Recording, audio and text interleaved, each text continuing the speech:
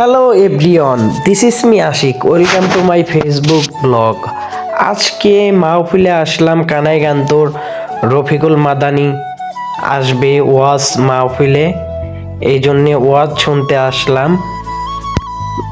ওয়াজ শুনতে এসে আমাদের এখানে খিদা লেগে গেল। এখান থেকে দেখতে পাচ্ছেন আমরা মাখা নিচ্ছি। ভাইয়া অনেক ভালো করে বানায় দিচ্ছে, বললাম যে অনেক ভালো করে বানায় দিবেন। দেখতে পাচ্ছেন মাখা খেয়ে আমরা এখানে আসলাম জিলাপির দোকানে। ভাবলাম যে গরম গরম জিলাপি খাবো, শীতের দিনে অনেক ভালো লাগবে। দেখতে পাচ্ছেন জিলাপি ভাজতেছে, আমরা এখানে অপেক্ষা করতেছি। জিলাপি ভাজা হয়ে গেল, আমরা এখান থেকে জিলাপি নিলাম। দেখতে পাচ্ছেন অনেক ভালো লাগছে জিলাপিগুলো, অনেক গরম লাগছে জিলাপিগুলো, কিন্তু খাইতে পারতাছি না। দেখতে পাচ্ছেন জিলাপি খাচ্ছি। জিলাপি খেয়ে এখানে পেজির দোকানে আসলাম, এখন আমরা পেজি খাবো।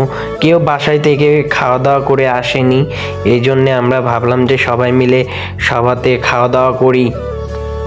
একটু পরে ওয়াজ মাহফিলের দিকে যাব, এই জন্যে এখান থেকে খাওয়া দাওয়া করে নিচ্ছি। রফিকুল মাদানি আসবে।